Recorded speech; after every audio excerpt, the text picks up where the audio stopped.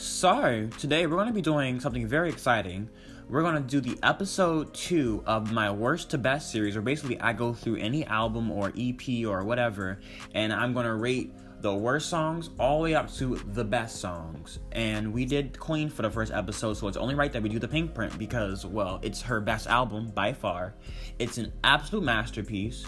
So like I said in the series, we're going to go from worst to best. Now, just because something is at the worst does not mean it's a bad song. I'm just comparing the songs from one to another. Now, there isn't one way that I'm grading the song. I'm not grading lyricism. I'm not grading any of that. It's just for my personal liking. It is now impact and, you know, how other people perceive the song and how I've heard other people perceive the song. That is going to go into how I rate these songs.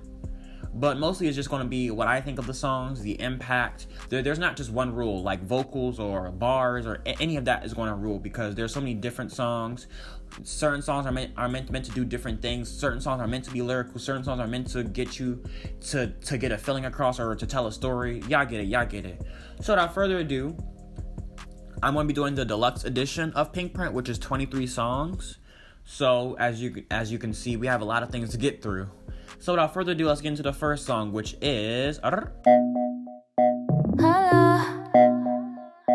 First up, we have Whammables. Now, these first few songs that I'm going to be going through are just the skips on the album. Now, on a good day, there are no skips on Pinkprint. Like, if you haven't heard this song in a while, if you haven't heard this album in a while, there are no skips. But if this is something that you've been listening to for a while, this is one of the songs that you may or may not skip. It's a vibe. It's a nice laid-back song. It's just nothing special on this song. Nothing really stands out. It's just a nice, cool, laid-back track. Nothing really here. It's not a bad song, just doesn't stand out. Moving on, number 22, we have... Fresh don't get chewed out. This shit ain't regular rich. We have Shanghai. Now, this was an okay song in my opinion. I feel like Nicki Minaj personally didn't do this beat justice. I wish she went a little harder. It became a little repetitive at the end, and the chorus was It was a little man to me, kind of forgettable in my opinion. Like, as I was listening to this album, like every time I hear this album, I'm like, oh, I forget all about Shanghai. But it's a cute song. I love the vibe. It's just, I just wish she went a little harder. It's just a little underwhelming because the beat is so fire. I just feel like she just didn't deliver on her side. But moving on to number 21, we have... Boy, like Ginobili, you bitches get deed up on. You mad at me? Now, this was an okay collab. It wasn't bad. It's just one of their more forgettable collaborations, especially compared to the other collab that they have on this album, which is much, much better than this. But it's a cute song. I liked it, but it is something that I do typically skip from here and then. But moving on to number 20, we have... The pum pum, then my wine up them waist, then my pop the pum pum. Queens, them girls, them my... Now, Trini them girls, we have a on and off relationship. Like, we're frenemies. Sometimes I hear this song, it's like, hey. And other times it's like, why is this a song? I don't know why she pushed it and performed it. I don't understand that. Some people are saying, like, she was going to make this a single, which is ridiculous. I don't know why this was a single. There's so many better singles on this album. But Trini them girls, I feel like Nicki chose it because, like, it's like a very upbeat song. It has that Caribbean flair to it, and, you know, Nicki Minaj at heart, she's an island girl, so maybe that's why she chose it. It just has a special place in her heart. It's okay. It's not very memorable. I do skip it sometimes because it's just a little weird sounding on this album as well. Just not too much of a fan of it. It can kind of get annoying sometimes, but it's cute. It's a good turn-up song here and then, but nothing special. Moving on to... Put you in a room. Oh my god, Put You in a Room is a bop. This song is such a therapeutic just vibe. Now, the only reason why it's so low is because there are other songs on this album that do the same thing that this song does, just much better. And speaking of songs that are just like this but much better, we have... If you look at my... Now, like I said, Mona Lisa and Put You in a Room are very, very similar. They're very similar sounding, but Mona Lisa just does something different to me. It is just such a vibe. It just sounds like a dream almost. Like the vocals, just the laid back, the harmonies. It's just so amazing. It is an absolute masterpiece. I love Mona Lisa so much. Like, this is just an absolute vibe. Like, oh, it's amazing. Love it. We love it. But moving on to number 17, we have... Hit me on the celly, watching belly. Godson, I could see they study. we have Four Door Aventador. Now, there are some people who say like this song is underrated. I don't think it's underrated. I think it's a nice, cool, laid-back track. You know, like a nice Biggie Smalls influenced track. I feel like it got just as much love as it needed to get. I understand why it's not like a super, super big song. Or like, I don't know. Four Door Aventador, it's cute. I feel like it's not like, oh my god, like she went in. But it's not bad at all. It's a nice, solid, laid-back track. I think a lot of people on this album have like their own personal take on certain songs. It's just that like I thought like songs like this was going to be higher because it is. I don't think it's underrated. Like I thought it was underrated, but like when you sit there and like look at all the songs on the Pinkprint, you see why it didn't get the shine that it needed to get, because the Pinkprint is just such a consistently just good album. Like all the songs are just so solid. So I understand why I didn't get as much love as it needed to get, because all the songs on like the Pinkprint is just nothing but just bops. So it just makes sense why this got the amount of attention that it did, because this album is just so consistently just good. But moving on to number 16, we have I came out looking to party and now I'm owning that building. Now we have Win Again. Now personally, this is an absolute bop. The only reason why I thought the song was going to be higher when I was like rating these songs, but there are just so many obviously better songs that we're going to get into like later on. Win Again is a nice track. Like I thought like this was going to be much higher. Like this is definitely one of the more underrated songs on Pinkprint. I was going to say Queen. On Pinkprint. They're just a nice it's just a nice song. There's not really much to say about it, but it's just a nice cute song. But there are just some other songs on this album that have much more meaning. I feel like this is just like a cute little bop. But there are other songs, as we're going to get into, that just have meaning to it and just substance, and they're just a lot more catchy. This is just a nice solid track. It's sad because I really thought that this song was going to be rated higher. What kept this down is just that it just doesn't highlight what makes this album so great. What makes this album so great is that Nicki Minaj really became like very emotional and just very soft and just very raw on this album, and Win Again just did not highlight that. Win Again was her just bragging, her saying that, you know, she won again. It's like this cute, confident just vibe. But like, there are other songs on this album that just hit different. Like, she just really just gets very personal, very introspective, and it just gets very deep. While this song is kind of just very surface level, very face value, like I'm that bitch. And it's cute, and it's a bop, but it just isn't the highlight of this album, which is why it's so low. Speaking of that, let's move on to number 15. We have Never fuck Wayne, I never fuck Drake. All my life, man, fuck's sake. We don't really got to talk about this song. This song, Nicki came in and the rent was due. Like, this verse is everything. Like, oh my god, like Nicki Minaj did what had to be done in this song. Now, I remember like she was on this Crown interview and people were and like the interviewer asked her like, how'd you like make this verse? And she just kind of just said, I didn't know what to do. I kind of just went in and out. Like this song, like this is just an ego booster. This is so empowering. It's everything. In my opinion, this song could have done without Drake and Lil Wayne. Like I wouldn't have minded another verse from her, but I will say that Lil Wayne and Drake definitely brought the song together and made it more iconic and impactful. Because had it been more Nicki, I feel like it wouldn't have gotten the shine that it does. Because Nicki Minaj honestly never gets the shine that she really does. It's really unfortunate that like the only time that like the general public sees like greatness in Nicki Minaj is if she's beside a man. That she doesn't that she ends up out rapping anyway, which is really sad. Like, people only see Nicki Minaj as a respected lyricist when she's alongside other men that she out-raps time and time again. But other than that, this is a nice, solid track. We love Nicki Minaj on this song. The music video, she looked good. She looked so good. This was everything. The Drake and Nicki Minaj chemistry his verse was really, really cute. And it was everything. It was everything. We don't got to talk about this. Moving on to number 14, we have... Let's go. Feeling myself. I'm feeling myself. I'm feeling my... Now, a lot of people are going to be really upset that this song is so low on this list. The only reason why it's so low is because I honestly think that this song is overrated. I don't think Feeling Myself is all that great. I feel like the only reason why like people hype this song up, it's not a bad song. It's an okay song. It's just that it's Nicki Minaj and Beyonce. So it's automatically going to be, you know, the super colossal song. Nicki Minaj, the queen. Beyonce, the queen. I feel like it's an okay song. I feel like, in my opinion, Get on Your Knees, Want Some More, or Favorite were much more suitable songs that should have got a music video and a push, but it's for the simple fact that it's Beyonce and Nicki Minaj together on one track that it just got so much publicity. But other than that, Feeling Myself is just very underwhelming. I think Flawless washes this song with no soap involved. Like, Flawless was such a much better, I feel like they both just went in, and it was Beyonce's song. I feel like Beyonce just didn't really, it was kind of just, I don't know, it was just underwhelming to me. It just wasn't like, wow. But this is a bop. Like, I'm not saying that this isn't, like, it's 14 on this list for a reason. Like, it's still a bop. It still goes. Like, Nicki Minaj still went in. It just feels like Beyonce could have done more. I don't know. It just didn't wow me as like a Beyonce Nicki Minaj collab. It just didn't live up to that title. But Flawless definitely did. But moving on to number 13, we have.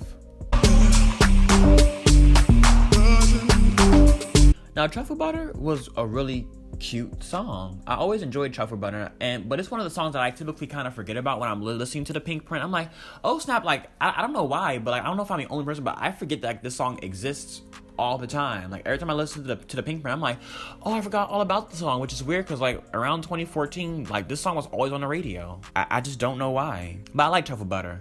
All their verses just went really, really well together. Like, even though they weren't really talking about anything, their chemistry is just really nice. Like, they have such good chemistry, like, not only on this song, but on all their songs.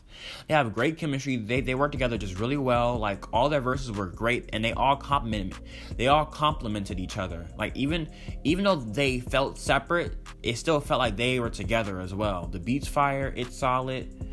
And yeah, not much to say about this one. But moving on to number 12, we have. Do you ever think of me when you lie? We have Bed of Lies. Now, Bed of Lies is an absolute bop. There's just nothing wrong with this song. It just does it all. The only reason why it's so low is because the other songs are just more catchy and just have more lyricism. But like the storytelling in this song, just how deep and emotional Nicki Minaj just got into this album. Nicki Minaj really, really got into her bag in this album. And I wish that was showcased more to the general public. Because it seems like if you're not a Nicki Minaj fan, the only thing you remember from 2014 is Anaconda. And Nicki Minaj really sung and rapped her heart out in this album and really showed a soft, more intimate side of her with All Things Go and I Lied and Bed of Lies and she really like got into her bag and really showed a different, true, authentic side of herself. Meanwhile, everybody was being this misogynistic, like, oh, she's a hoe, she's Anaconda, just ignorance. But I'm still going to use every chance I have to showcase just how wonderful this woman is and just how great she is and how versatile she is and how she's so much more than what people make her out to be. Because at the end of the day, people only see what they want to see. They know that Nicki Minaj is versatile and they're all that. It's just that's not another video. I digress. Bed of Lies, fire, truly just a testament to this whole album, how she just broke things down and showed like a more softer side of her and just showed her more of like Nicki Minaj, like she just showed more of Onika versus Nicki Minaj, and I like that so much. And speaking of that, we have number 11, which is we have I Lied.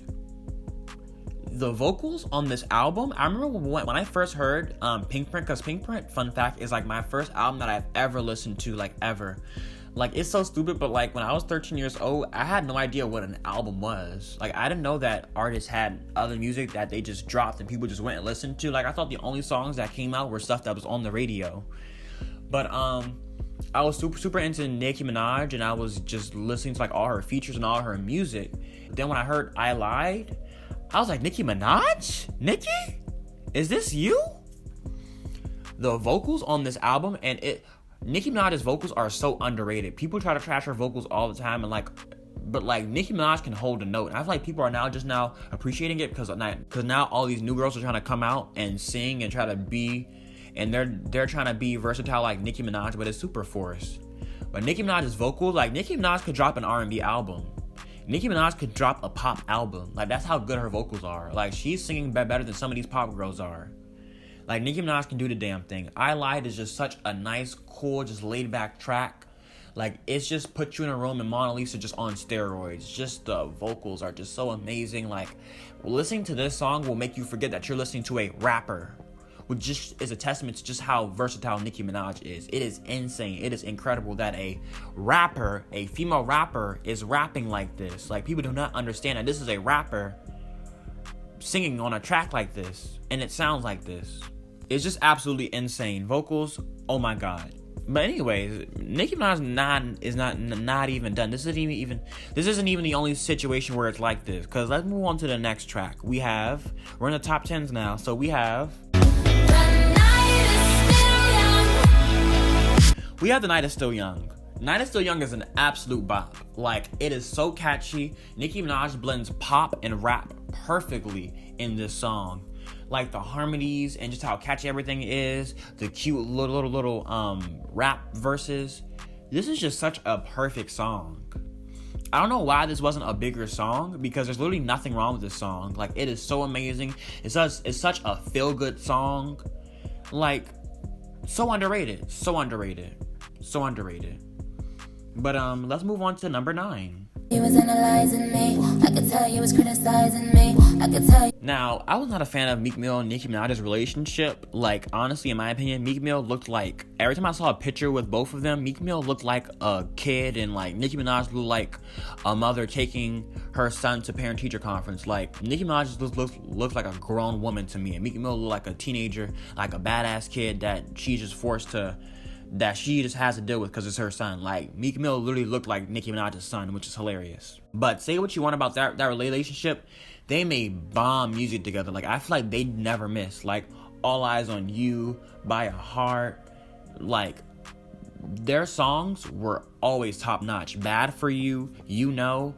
Like, their chemistry was absolutely amazing, and that's what made so many people think that they were dating, because their music was just so great together. By a Heart is so intimate. It is so amazing. Like, this is such a good track. The rapping, them going back and forth, them communicating and talking to each other, and them kind of talking about how they met and just how it's related to like real life with them. It is so beautiful and it's so amazing, and just how catchy it is. And Meek Mill does not sound like this typically in like his own discography. Like, he sounds really nice on this record. Like, he really just brings it home. The chemistry this is what a feature is supposed to be. Like, he really complimented this record. Like, these two were made to make this song together, and it's just so amazing. Like, the chemistry is out of this world in this track. Absolutely, like, amazing. Moving on to number 8, we have the perfect way to open an album. This is the perfect way to open an album. This is how you open an album. This set the tone for the entire album. The emotional intimacy, the chemistry, her reflecting back on her past, her stepping away from the Nicki Minaj gimmick and being Onika Tanya Mirage. Like, she did this.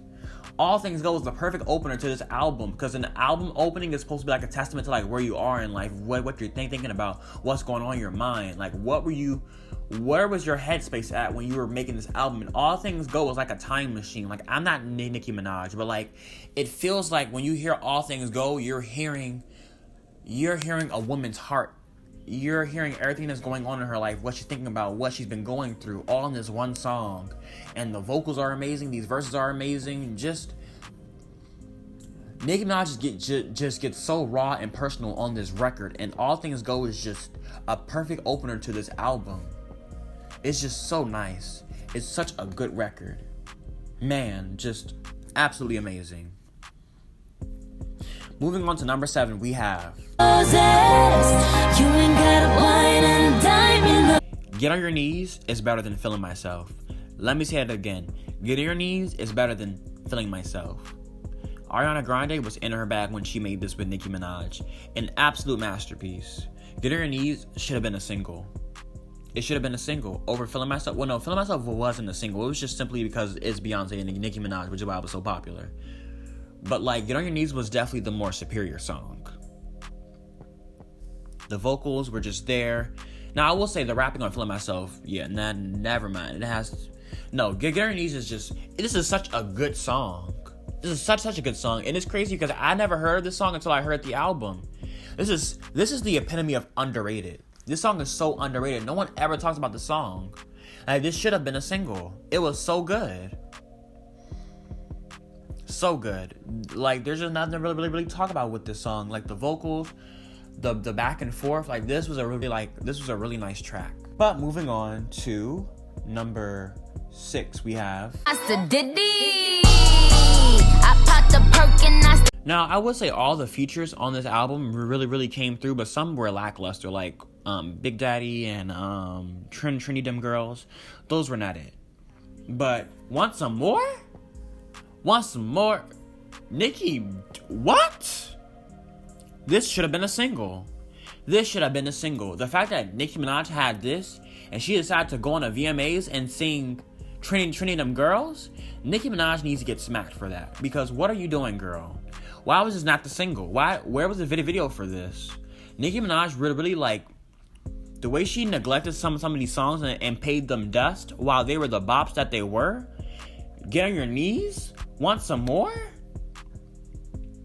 This song is so fire. All her verses just do everything that they needed to do. The versatility, the different flows, Jeremiah coming in, the catchiness, it's all there. I don't know why Nicki Minaj does not do more trap beats. Like, every time she does something with Zaytoven, like this song and Sir were fire. I wish Nicki Minaj did more trap songs, because Nicki Minaj was in her bag when she made this song. I've never heard someone not love this song. Like, everybody loves Want Some More. Even when I played this to people for the first time, they all love this. Like, they're like, this is Nicki? Like, yes. This was fire. Is pigs flying? Is deeper to try and me? Like, just the way that she was just rapping on this song, it was just so fun. Like, it sounded so fun. It was versatile. It was just a fresh, just amazing.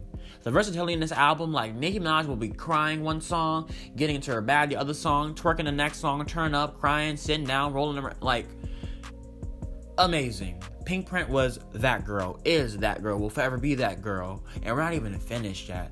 Moving on to number 5. Some of y'all about to be real mad at me, but it must be said. 'Cause I keep thinking you are. Some of y'all about to be real mad at me for putting this at number 5, but Grand Piano does not get talked about enough.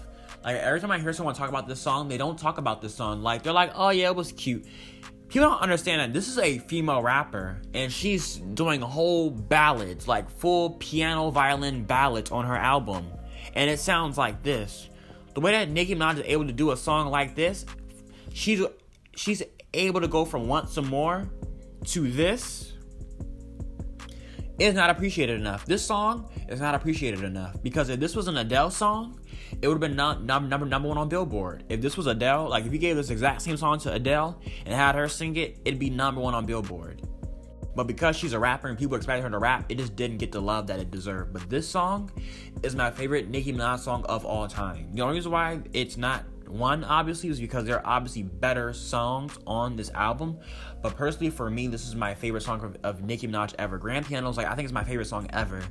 The amount of times I've cried to the song is unhealthy. Please help me. Please. Let's move on to Anaconda. My gosh, look at her butt. We don't need to talk about this moment. Iconic. Just iconic. Culture reset. Pop culture broke the internet. Broke records. Biggest song of her entire career. Like we don't need to talk about her. Nicki Minaj was literally rapping in a time where like rap wasn't even a big genre, and she was charting with the pop girls. Nicki Minaj was charting in a time where rapping wasn't even a big genre yet, and she wasn't relying on catchy tunes and all that stuff. Like she was, Nicki Minaj did do some pop stuff, but still, like Nicki Minaj was competing with like some of the biggest pop stars of all time with her rap songs before rap was even a big genre.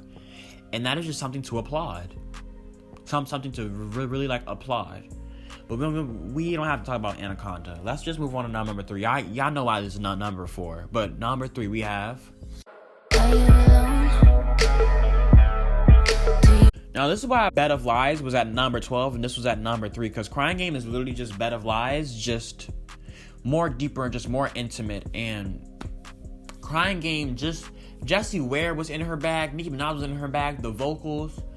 The Crying Game is the Crying Game, like, because that's what you do when you hear it. Like that, there's a reason why it's called The Crying Game. Just such an intimate, just soft song. It's just so great. Just Nicki Minaj she just did it. She understood the assignment with this. Like, the rent was due on this album. Like, she was about to get her home foreclosed. It had to be, because Nicki Minaj really got into the studio and just did the damn thing. Like, this album just does it for me. It always does. The Crying Game is an absolute masterpiece. It is. I don't know how many times I've said that. But, like, this album is, oh my God. But The Crying Game is absolutely amazing. Jessie Ware just comes through with the vocals. Nicki Minaj, her vocals. Just the intimacy and just the storytelling that happens in this song. And just her emotions. Just those raw emotions. Oh my God. It's amazing. Like, just listen to, like, the stuff that she's talking about in this song. She's talking about, like, overdosing and just going through fights with the person that she loves. Like, it's really, really deep. It's really intimate, and it's just amazing. Moving on to number 2, we have Hey yo, I just wanna be your first go-to. Do you like a real one supposed? Now, favorite should have been the single. I don't know how many times there are so many potential singles on this album, which makes it such a great album. Like, you have a good album when you play an album for 5 people, and at the end of that album, everybody has a different answer. You have a good album. Like, if I could sit down with somebody and go, what's your favorite song off this album? And we all have different answers, and we can all respect, like, okay, I know why you like that song. I know why you like that song. You have a good album. And Nicki Minaj has a amazing, fantastic album with this. Favorite should have been a single. Get Your Knees could have been a single. Want Some More could have been a single. By a Heart could have been a single. Like, so much single potential. She had so many this album is a masterpiece. She did not miss. With this album. Favorite?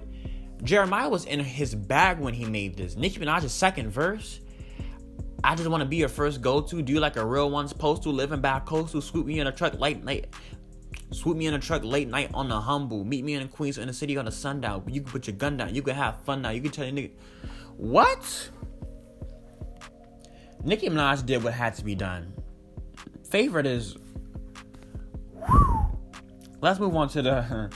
Let's move on to the number 1 song on Pinkprint. What is the best song on Pinkprint? People will love you and support you when it's beneficial. I'ma forgive. Pills and Potions. Her second verse alone is just the best thing Nicki Minaj has ever rapped in her life. Her second verse of Pills and Potions. People will love you and support you when it's beneficial. I'ma forgive, I won't forget, but I'm a dead to issue. Soon as you out of niggas' lives when they start to miss you. They see you doing good, now it's kind of hard to dish. Yes! That verse just, what? Who can't relate to that? It's so real and authentic. And Pills and Potions, it had the impact. It was a hit. It's respected with the general public. You cannot turn on Pills and Potions and someone not like it. How would you not like that? That's real rap. With a nice melody and hook and a message that everyone can relate to. Nicki did the damn thing. She did the damn thing. Things that Nicki Minaj did, the damn thing. Whew. So yeah, Pills and Potions is definitely just by far the best song on this album. It's undisputedly just great by everyone. The general public loves it. Like, you don't have to be a Nicki Minaj fan to love Pills and Potions. It's just a respected song. One of her best songs in her entire discography. It's catchy. The rhymes are there. The raps are there. Yeah. That's the best song on Pinkprint. And that was my worst to best. I think I might have to do an album review on this entire album, even though it's just going to be me just telling you how great it is, but I think that needs to happen. This album does not miss. It is an absolute masterpiece. How many times have I said masterpiece? But like, it is. Nicki don't miss. She did not miss in this album. Like, Nicki Minaj was on her Hawkeye Deadshot. She ain't miss. She did not miss. Absolute masterpiece. What are your favorite songs? What are your top 5 favorite songs off of the Pinkprint? I want y'all to comment me, like, what are your favorites? What are your thoughts about my list? Was it good? Was it trash? Was it bad? Was it good? I want to hear it. In the comments below, please like, subscribe if you liked the video. And I'm YikesRoman signing out.